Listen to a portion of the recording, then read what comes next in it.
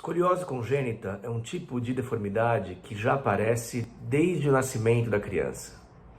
A escoliose congênita acontece por um pequeno defeito ósseo durante a fase intrauterina. Se você quiser saber um pouquinho mais sobre esse assunto, fica aí com a gente. Eu sou o Dr. Alberto Gottfried, médico ortopedista, especialista em cirurgia da coluna. Esse é meu canal do YouTube e toda quinta-feira nós publicamos um conteúdo novo sobre tratamento clínico, tratamento cirúrgico e novidades de coluna vertebral. Muito bem, é possível nascer com escoliose? Sim, é possível a criança já nascer com escoliose, né? E nessas situações as escolioses acontecem por um pequeno defeito na coluna durante a fase ainda embrionária. Quando a coluna nasce com algum defeito que gera escoliose, essa escoliose tem um nome: escoliose congênita. E por que isso acontece, né? Os pais se perguntam muito por que a coluna nasce torta, né? Por que existe algum defeito? Bom, na escoliose congênita, a formação da coluna, né, é prejudicada durante o começo da gestação. Então, durante o primeiro mês de gestação, um mês e meio, lá no comecinho, na formação da vértebra, alguma coisa na programação acontece de forma errada. Então, a vértebra que é para ser formada como um pequeno tijolinho, um em cima do outro, ela pode, por exemplo, formar pela metade. Ou então, uma parte do tijolinho é colado com o de baixo com o de cima.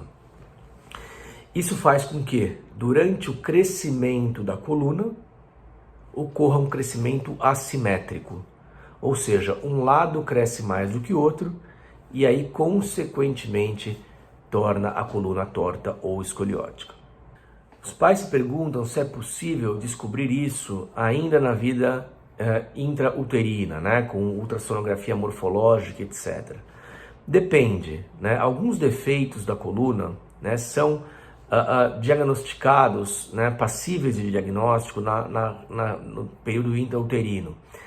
Como, por exemplo, a mielomeningocele, que é um defeito de fechamento do arco posterior e faz parte da rotina obstétrica, né, a avaliação da má formação da coluna nesse sentido. Agora, muitas escolioses congênitas, né, são muito sutis ainda na fase intrauterina e o diagnóstico acaba sendo feito após o nascimento. Bom, logo ao nascimento, né, pode existir alguma deformidade clínica ou não, né? É possível que exista a má formação da coluna sem ainda ter gerado escoliose. Por quê? Porque a escoliose vai se desenvolver, né, ao longo do crescimento da criança. Por isso que é importante, logo ao nascimento, a avaliação do pediatra, né? E também ao longo do desenvolvimento da criança, o pediatra, em geral, é quem faz essa triagem, né? E quando existe suspeita, né, de escoliose, então ele encaminha para o ortopedista especialista em coluna, né, que vai fazer o exame físico e, se for necessário, radiografias, né, que aí sim vão detectar o problema. Bom, na escoliose congênita, né, ao contrário da escoliose idiopática, o risco de piora ao longo do tempo é um pouco maior. Por quê? Porque existe de fato, né, um problema anatômico. Ou seja, a vértebra nascendo pela metade ou colada, uma com a de cima com a de baixo, ela tem maior propensão de continuar deformando do que na escoliose idiopática, onde a grande maioria dos casos não é progressiva. Por isso, quando o diagnóstico de escoliose congênita é feito, deve ser feito um monitoramento rigoroso, né, pelo especialista em coluna, né, com consultas médicas periódicas, né, de meses em meses, e com exames de imagem também periódicos, para que possa ser medido a curva e detectado precocemente a sua progressão. Na escoliose congênita, coletes nem sempre são utilizados, né? Na escoliose congênita, os coletes não têm tanta valia quanto, por exemplo, na escoliose idiopática.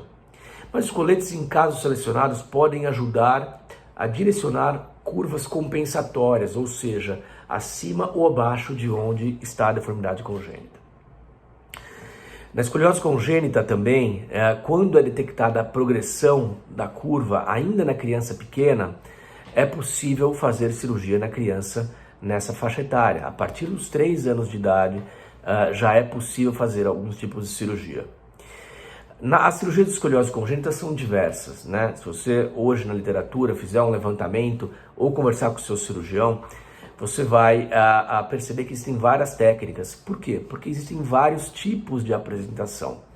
Então existem técnicas, por exemplo, que não fazem fusão, né? Ou seja, que fazem alongamento da coluna de tempos em tempos, até que a criança tenha uma maturidade esquelética e pulmonar para a cirurgia definitiva. Existem cirurgias de ressecção da hemivértebra, onde a gente tira a hemivértebra e faz uma fusão, faz grudar uma parte bem pequenininha da coluna. Existem cirurgias só de artrodese in situ, ou seja, que não se coloca nenhum tipo de instrumental, só raspagem, osso e aí uma imobilização engessada ou colete, né?